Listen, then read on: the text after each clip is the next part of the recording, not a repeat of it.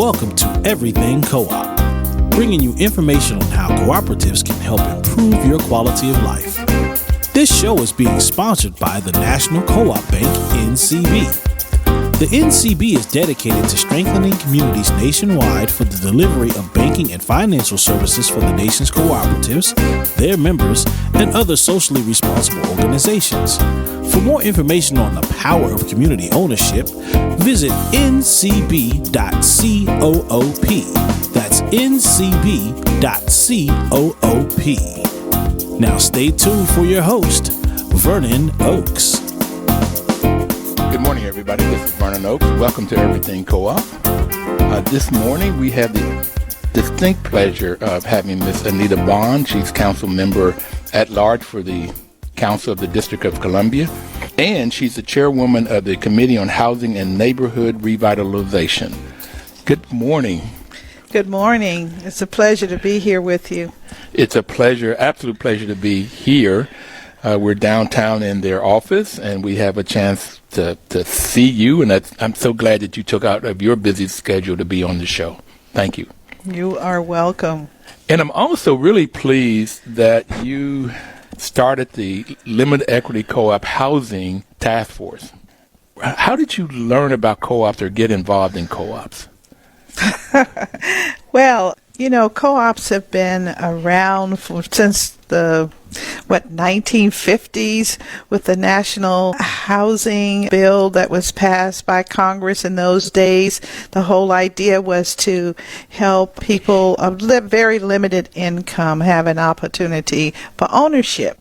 Since I've been on the council over the past 6 years, I've had an opportunity to talk with members of cooperative living, particularly the limited equity co-op members, and they've had a multitude of issues. Yes.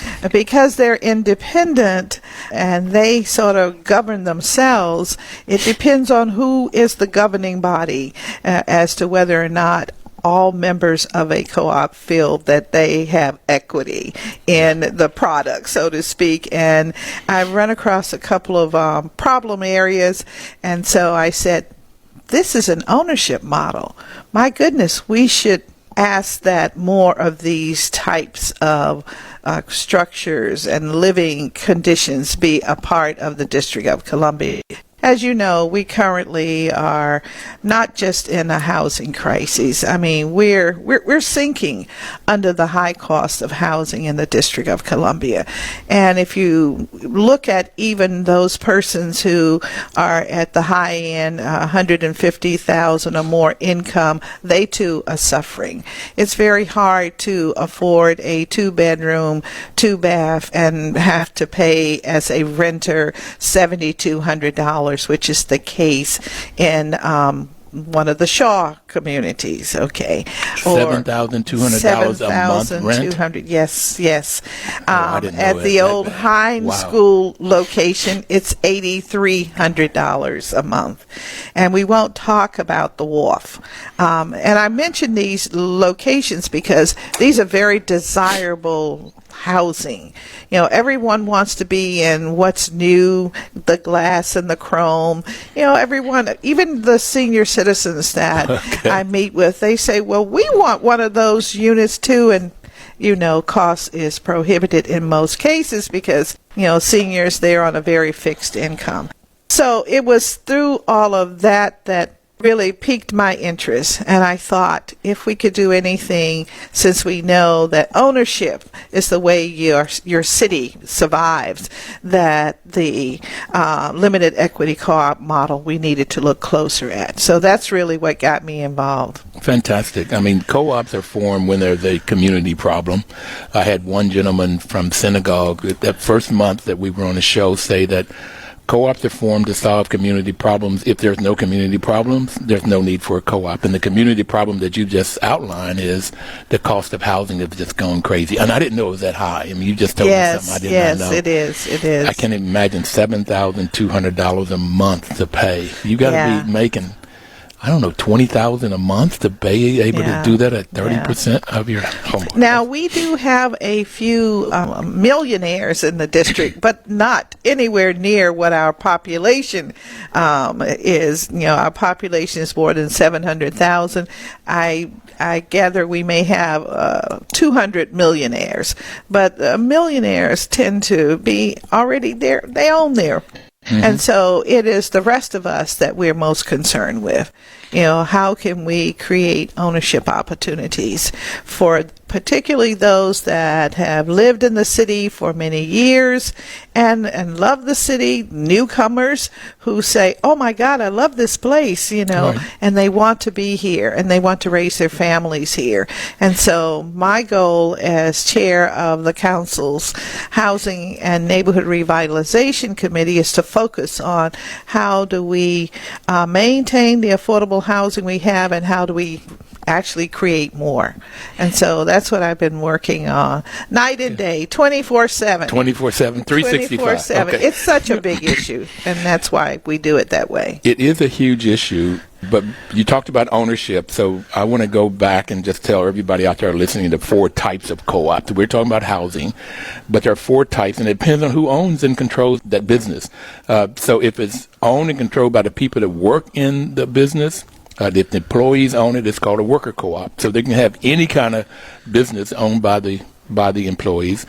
If it's owned and controlled by the people that uses the services, it's called a consumer co-op. Housing is one of those. It's a consumer co-op. Excellent. Okay, credit unions are examples of consumer co-ops. Correct, yes. REI, which has a new it's recreation equipment.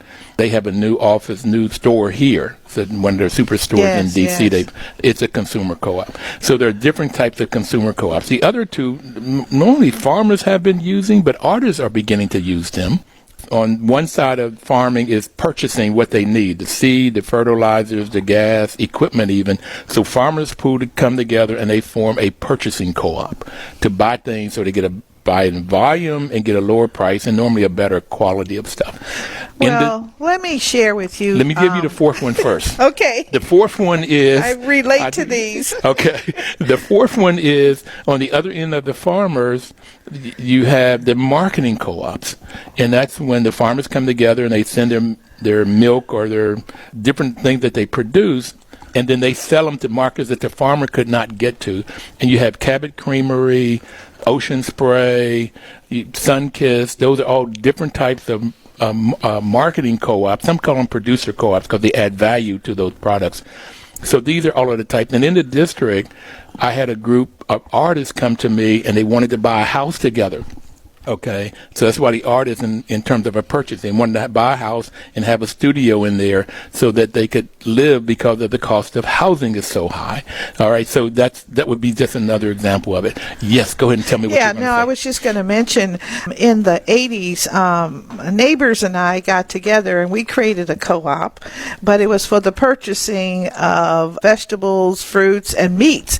And we literally went to what was the old farmers market off of Florida Avenue, and we bought like a half of a cow, a fourth of a cow, and then we had our little scale at the house, and we checked on how much everyone was to get, and we did that for about a year and a half. Yeah. And we saved so much money. Oh my goodness, it was amazing. We did it at Shiloh Baptist Church. We pooled everything and bought fruits and stuff, and so you buy a box of oranges. So yeah, they are purchasing co-op. All right. That is a way of saving money, working together, creating community, and all of that. So that's the ownership and stuff that's going on. So let's go back to housing. It's a form of a consumer cooperative. And you saw these limited equity co-ops and you saw them working. What did you like about them? There was ownership, but what were some of the things that you liked about them? I particularly liked the fact that there was a sharing of concern, and it seemed to me that all of the members had voice and input, and I think that is tantamount to an effective living environment. One of the things I'd like to focus on in the housing committee is to make sure that the dwelling units that we have, the buildings, that they are treated as a neighborhood. Because I think when you look at housing from that perspective, you get a better product and more stability. I think that maintenance is a little easier. Everyone shows that they care, and therefore the upkeep is better. Yeah, there was a study done that the National Co-op Bank sponsored, but it looked at HUD-supported co-ops versus HUD-supported apartment buildings. And in every variable that you can think of, the co-ops outperformed the apartment buildings. And that's because of what you just talked about. People care. They had ownership. They care. They participate. So you had community. But there was also a financial side. They'd be able to create financial wealth that they could not in an apartment building. They had social wealth and community. They had lower crime because people would, growing up in Bluefield, West Virginia, small, and probably in Southeast when you grew up, people in the community looked out for their children. And yes. That's what happens in co-ops. You got a big smile on that one. Okay. Definitely. That was there was a time when we were extremely neighborly here in the District of Columbia. I think it still can exist and probably does in some communities, particularly those where you do not have extreme turnover or the gentrification, where people do not initially know each other and sometimes don't really reach out to each other. But once communities reach out across the street, and start talking, then we begin to develop a strong sense of community. Yes. And that's what, in my opinion, helps neighborhoods survive. And when you talked about people making decisions to pick up paper when they go down in the street, if they're in that neighborhood, they know who is stealing cars or who's bringing stolen cars, and they can tell the police, and they work with the police. They get very social. They also make better decisions, I have found, in terms that the buildings after 30, 40 years are better than the apartment buildings because they have made these long-term investments of keeping the roof done and all of it. So all the way around, co-ops outperform. And that's very good to know. What you have experienced, though, is that you get a lot of complaints when one works. The other thing is that you didn't have as many foreclosures in co-ops as you did in apartment buildings. Rents were lower over time. But when they do go bad, for whatever reason, normally it's around governance or management, then it's hard to get a handle on them because they have learned how to have their political animal at that point. And that's why I like the task force. Okay. All right. Well, this task force was very important to us, and I think it's done extremely great work. You're not finished yet. It has probably in December we'll receive a final report, but I can give you some of the preliminary information. One, the organization, I think, 13 members, 9 members? On the task force? Yes, 9 members on the task force that have fully participated. One, some of their recommendations include minimizing funding, as they really want to establish like a minimum annual funding amount, bucket of money, or an amount that they can depend on. And currently we have, when we talk about housing in the District of Columbia, it's primarily through the Housing Production Trust Fund. Okay. I need you to stop because we're going to go on our first break. And we'll come back and look at the other recommendations. Okay. All right. We'll be right back. Thank you.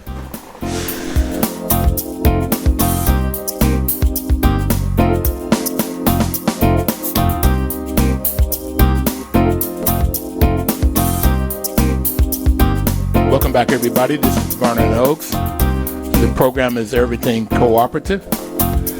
We have Anita Bonds, Councilmember at Large for the District of Columbia.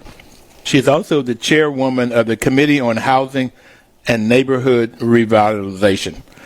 So she created a task force. Matter of fact, she created a bill that created the task force on limited equity cooperatives. And we were talking before we took a break about some of the recommendations of this task force. And I want to get to that Councilmember Bonds, but I just got a burning question is, how did you end up going from Southeast to Berkeley to go to college? Well, in those days, let's see, how do I put this? I always had an interest in the sciences. I also had a tremendous interest in the arts. And so during summer break from school, when I was from junior high on, instead of being out and jumping up and down, I was somewhere painting. Okay. Wow. Yes. I was doing that. That was my enjoyment, and I also made a different cookie every day. Stuff like cookie? Yeah, different. My boyfriend had to eat cookies with pieces of fruit in it and all kinds of stuff. Test kitchen, yes, test kitchen. So I did that kind of thing, and chemistry was always my love. In fact, in high school, in my junior year, senior year, I walked around with my lab coat almost all day because all day. Yeah, I had finished most of my curriculum, so I only had like 2 classes. But I was there and I was in the lab. I absolutely adored it. Organic chemistry, I loved. So the situation is with family where my auntie, she had a relative in every state where I was thinking of going to school except California. And, you're going to stay with cousin Mary Ethel if you go to Philadelphia. You're going to stay if you go to Massachusetts. Okay. And then I said, College of Chemistry. And so there were 2 colleges of chemistry then. One was in Michigan and the other one was in California. Well, I had not been to either. Michigan told me cold, California warm. Warm. That was how the decision was made. Fantastic. I mean, it's the truth. What can I say? What's so interesting is our similar backgrounds in that I grew up in Bluefield, West Virginia, but my grandmother taught me how to cook. So I was cooking for the family at 13. Wow. So, and I double majored in math and chemistry. And the reason I loved chemistry, it was like cooking in the lab. And I worked my way through college by working in the chemistry lab. And I love chemistry, but I've never used it afterwards. Do you use it at all on the council? Of course not. Of course not. Except in, human relations. I have an appreciation for seeing the mixes of ideas because, that's again chemistry, Fantastic. The mixing of, and to see what kind of product we get. Fantastic. Okay, so you're still experiencing. Yes, the experiment goes forward. Putting these different molecules together and see what happens. Yes, of course. In the chemistry lab. Of course. Okay, the city council. I love it. So let's talk about the task force and the chemistry that was working there and some of the recommendations that happened. Well, the task force, as you know, you were one of the members, and we're so very thankful for your service for that. It also included others that have a history or political involvement through their co-op, or those who were in the professional arena, look at co-ops as a business. And so I thought having a combination of types on the committee would make a big difference.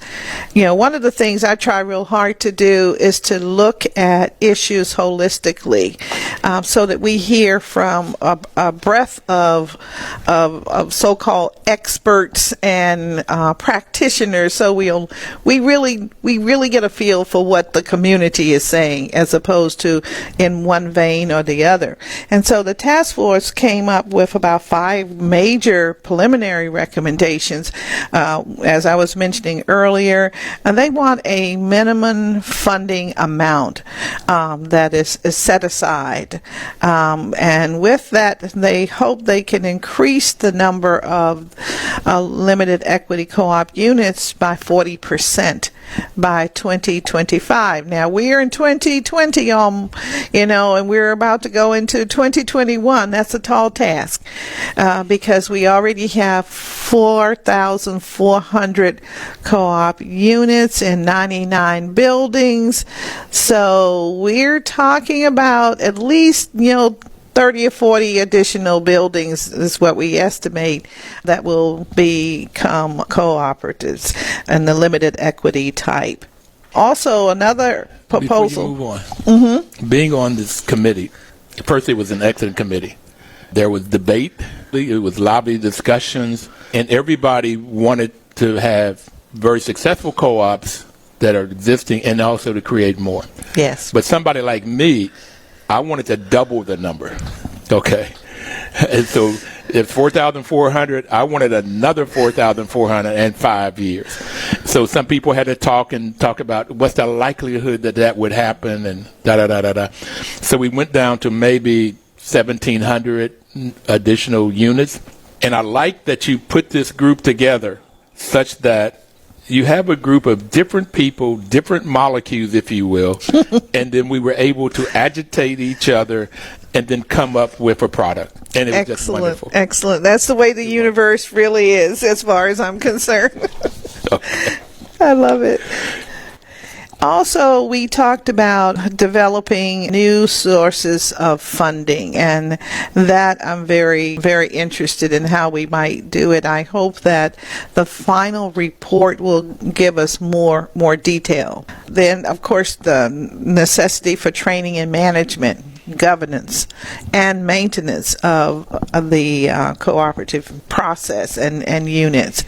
And then improve or increase the acquisition of finance tools and improve the timing of those units that need rehabilitation. So those are all very important. I mean, now we use the TOPA, Tenant Opportunity to Purchase Act, in order to acquire. The tenants can use it to acquire their building and turn it into a co-op, and I hope more will do that. So I'm going to go all the way back to this training, because one of the reasons I first love co-ops, and I'm the property manager representative on this committee, so I've been managing co-ops for now 25 years, and that's how I learned about them. In all of my formal education, I did not understand and know anything about co-ops. But the fifth principle, there are 7 principles of co-ops and the values of co-ops. The values of co-ops that I like are the ethical values of honesty, openness, social responsibility, and caring for one another. Okay, those values they hit me, they touch me. But the fifth principle of training information, so it's that the cooperative is constantly learning how to be trained so they can do the governance and what the responsibility of co-op members are. So in this committee, we wanted to have money for continued training for the cooperators, and we wanted to make it a requirement. If you manage a co-op, then you have to have good training and their ongoing training of management. So that's critical to co-ops. And in this modern co-op started in 1844 in England with these seven principles. And I may talk about more about them as we go. But I taught for 12 years in my career. And my mother was a teacher. So this training piece is extremely important. I know what it can happen with people. So I have a 16-unit senior co-op at 9th and P Street Northwest. Okay, and they've owned this for 20 years. So it's right in Shaw, right above the convention center. And when they started this 20 years ago, you could get a unit in that neighborhood for $500 or $600.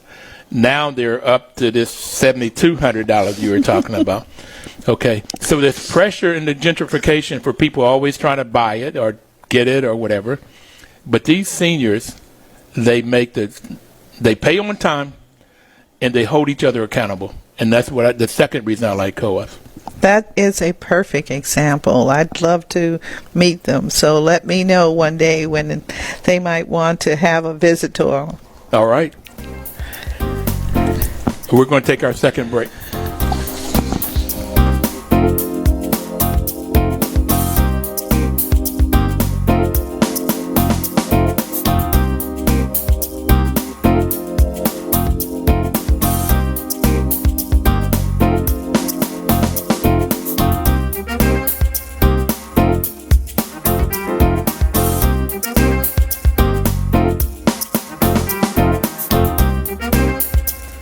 Welcome back, everybody. This is Vernon Oaks, and the program is Everything Cooperative. I would like to just let you know that the National Cooperative Bank is sponsoring this program. They've been sponsoring it now for 6 years. We've been on the air for 6 years. And NCB's mission is to support and be an advocate for America's cooperatives and their members, especially in low-income communities, by providing innovative financial and related services. So, Councilmember Bonds, National Co-op Bank is a different kind of bank in that they were created in the 80s for co-ops and to work with low-income communities. And they've done an excellent job in doing that over the years.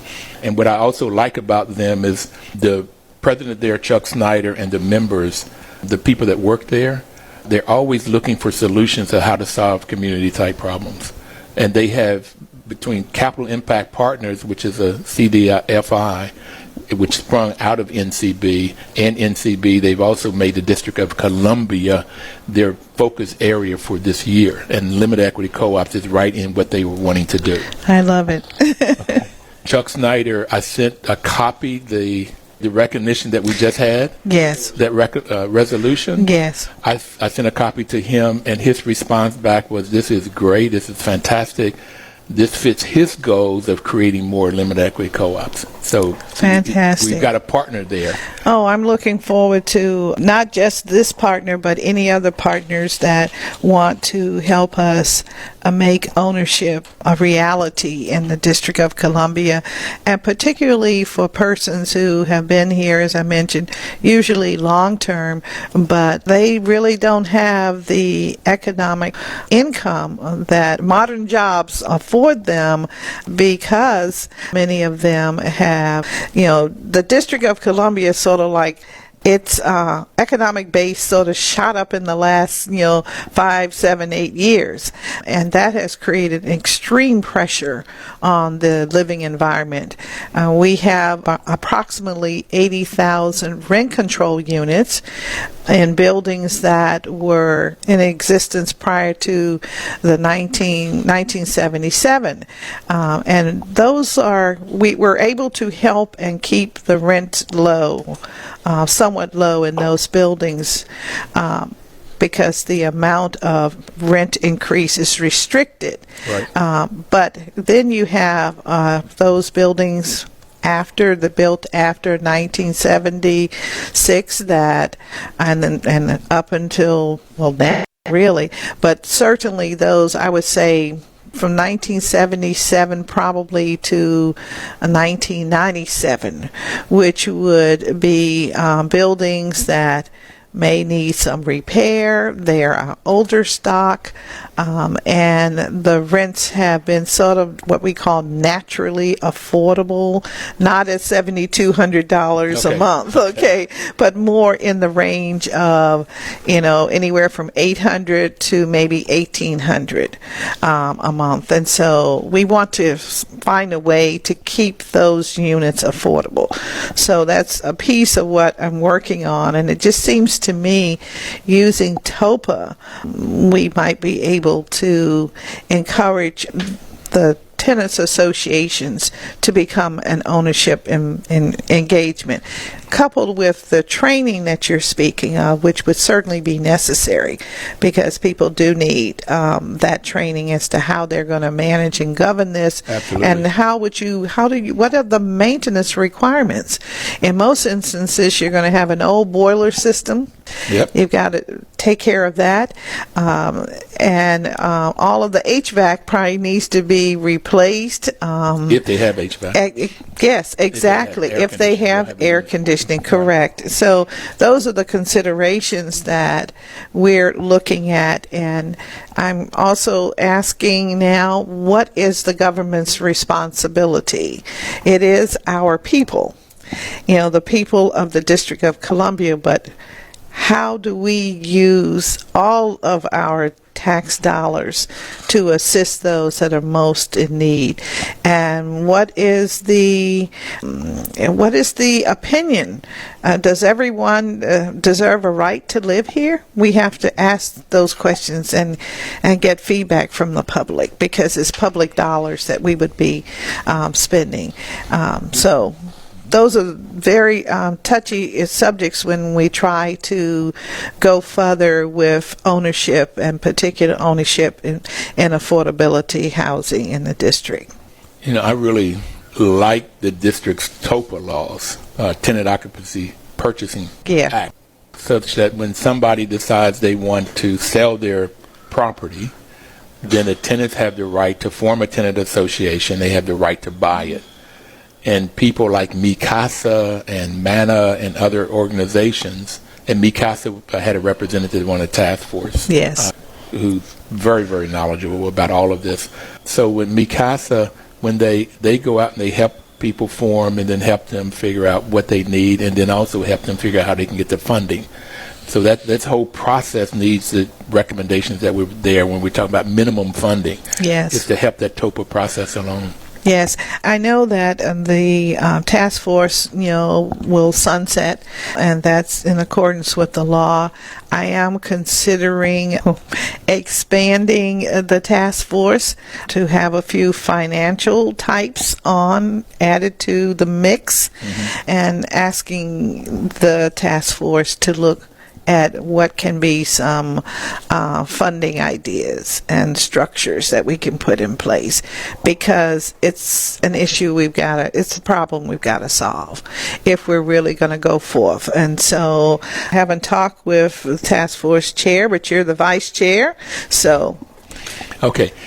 Paul Hazen, who is the chair, has been an excellent leader. He's really, really been good, particularly when we had these contentious kind of disagreements and directions that we want to go. He's been really, really good at that. And he's also told us that you have wanted us to continue, and most people had said yes to that. We're going to, our next meeting, we're going to take that up in a formal kind of way to see who wants to stay in and so forth, and how we move forward. Yeah. Well, that's good news, because I think only when we get some new ideas and possibilities and likelihoods of funding will we be able to continue these models in the city. So, and it's so needed.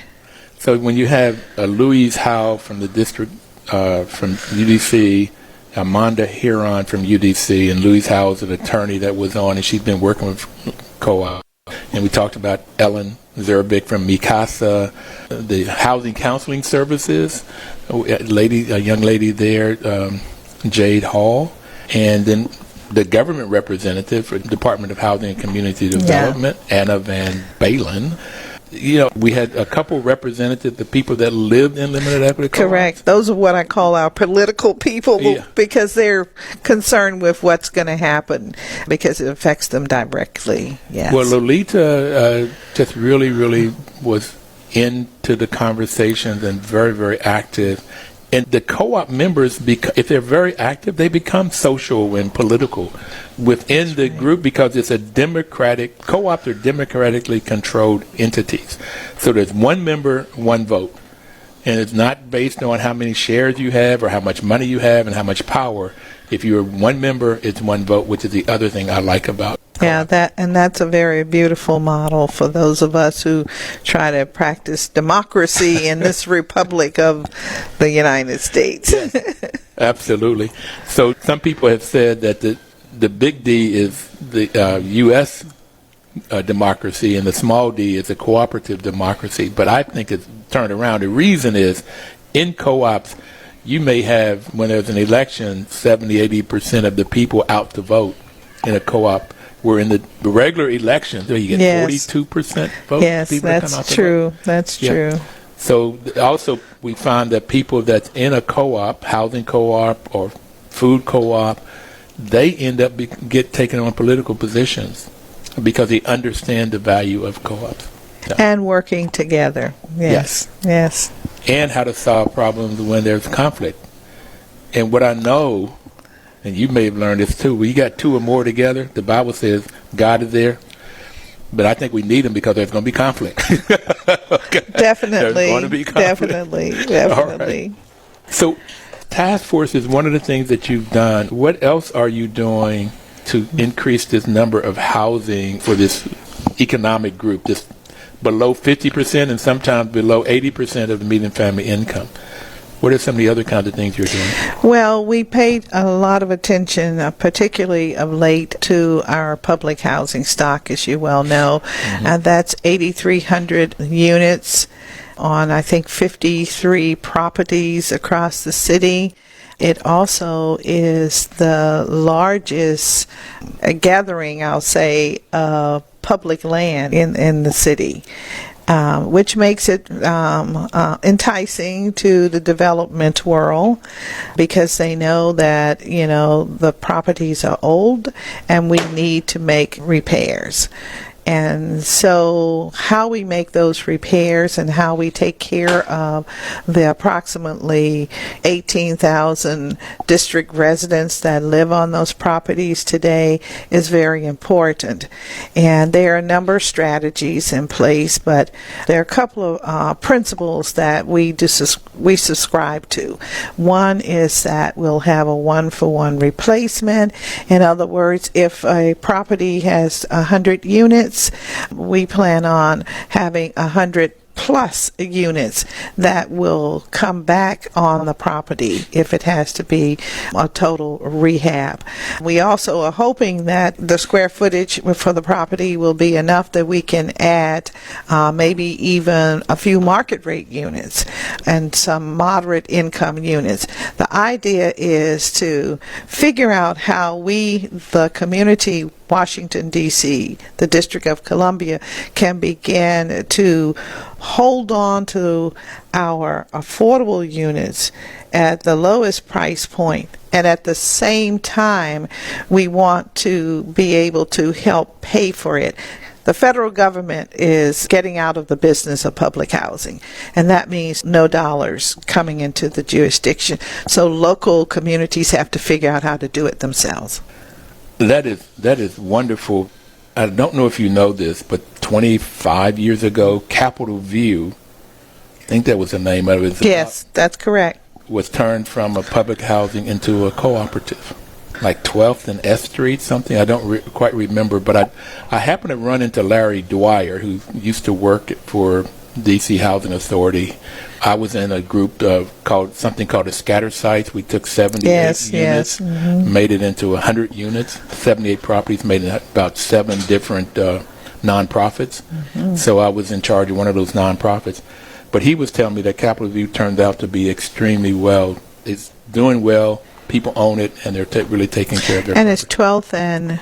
I think it's 12th and S. I'll find out. I'll get that information because I've been wanting to know. That's why I just happened to run into him at lunch. He's moved to Boston, but he was very much involved in both the scatter site and in that process. We're going to take our break here, and then I want to come back and see what other kinds of things you're doing. We'll be right back. All right.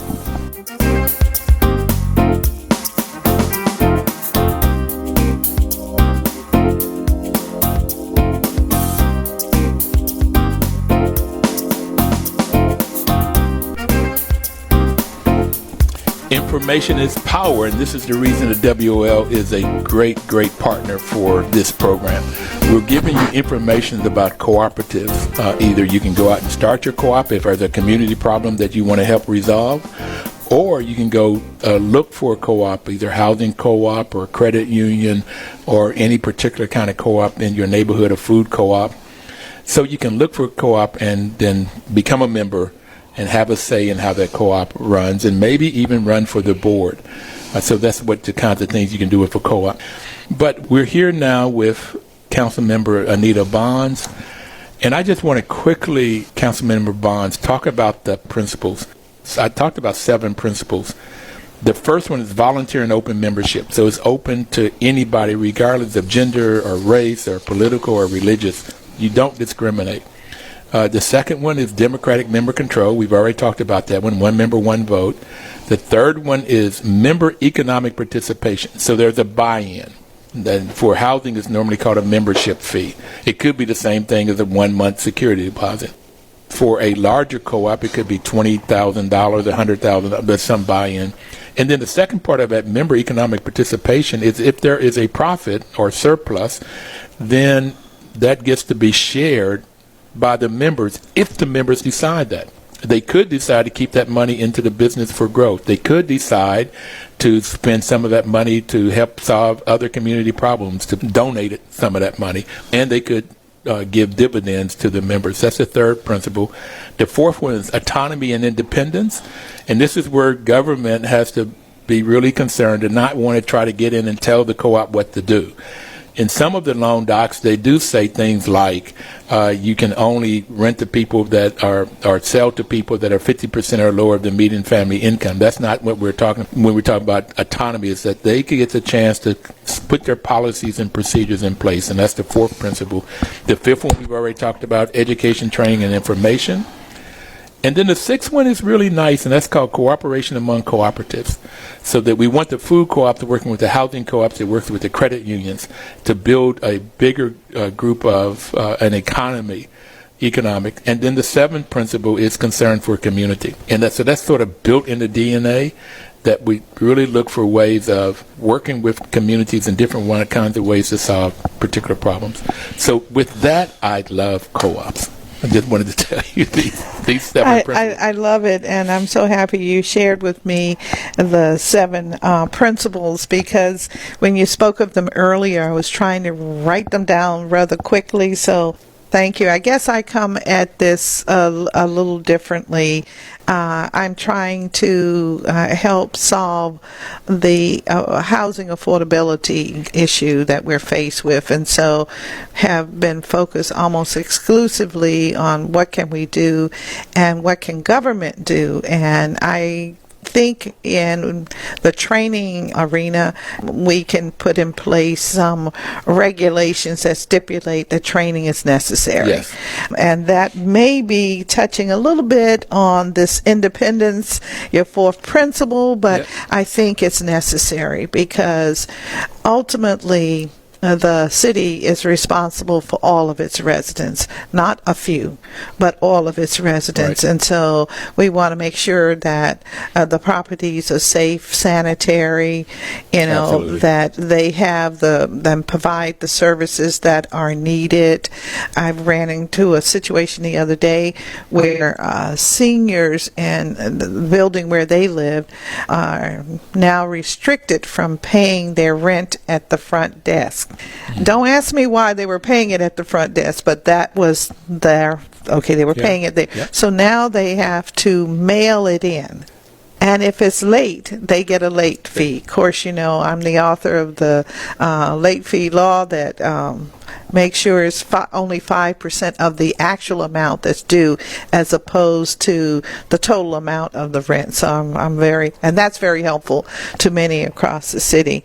But one of the things that we really want to do when we think about how do we make the city affordable is we want to really zero in on how we are able to assist as government Right. in helping. So as I mentioned earlier, training is a big part of it, but also utilizing the Tenant Opportunity to Purchase Act is, I think, our biggest piece now. And then at some point very soon, I hope we'll have some new financial, opportunities, because, for instance, the district government's pension fund is fully funded.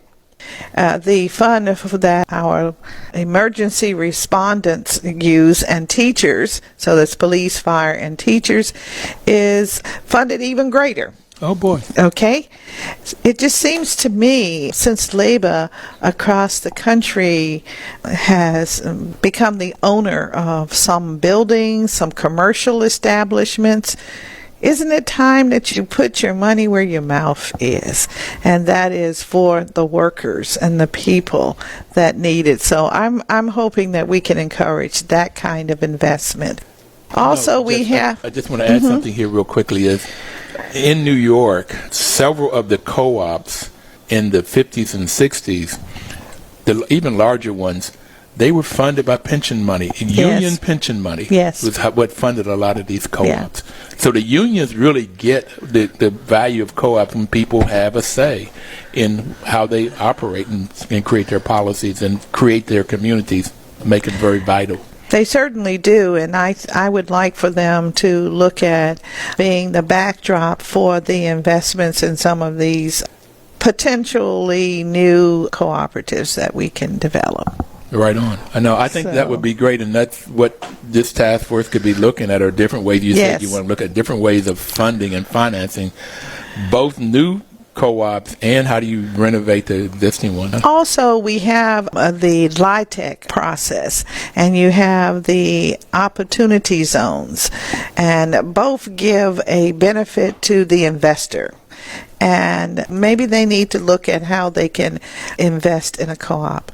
Maybe a co-op is one where you have 100 units, 100 families have their share, but maybe the share is priced at $25,000 or something like that, and maybe they provide $15,000 and $10,000 is provided by an outside source. So the outside source gets to show the depreciation, really gets to show that they have this investment, and therefore they get to take the tax deductions, their personal tax deductions, and so they benefit. But meanwhile, those who are in those units also benefit because they will have a stable place to live, a decent place to live. So I just think we can come together more as a community and solve some of these issues.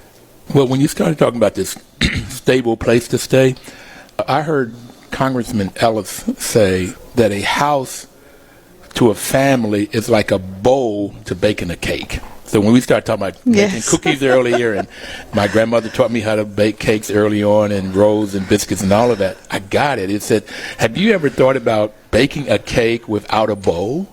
He said, when you crack the eggs, they just fall all over the place. Then you add the sugar or the flour, and you've got a mess, okay, without a bowl. Yeah. He said, that's the same way with a house for a family. Yes. I mean, where do they come together and feel safe at night? Where do they do study? Where do they eat together?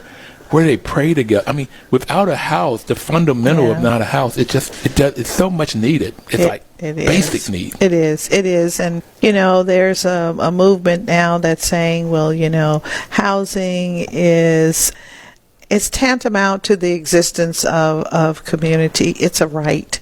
And I agree. I like that. Yes. I like that. I like that a lot. So you're in charge of housing for the district. So you that's a heavy load. Well, it's affordable housing. The market rate housing, it pretty much does what it can, and we're trying to impact that so that all developments understand they have to have a portion of affordable units. And so that's where we want to go, and it's got to be close to 25%, maybe 30%. I know I'm advocating big and bold here, but you're giving me that license for this morning, but I appreciate it. Well, do you like what you do? Do you like your job? I do like it very, very much, and my background is more service-oriented than anything else, and so I feel like as long as I can be of service to my community, I am very happy. I get it, and I really appreciate the work that you're doing. I'm grateful for it. What would you like to leave people with? Well, we have two things that are going on. Now, we have the Nationals baseball team. They're ready for the pennant. We just got to keep pushing. We also have the Mystics tonight that will become world champion again. push for them, for them. And at some point, we'll wish the Wizards to have a good season. Our soccer team did pretty well, and now we got the Caps. Maybe they'll do a good job. We hope so.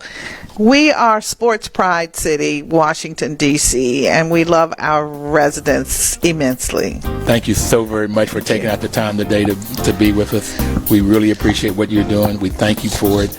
And for everybody out there, please have a great week and live cooperatively.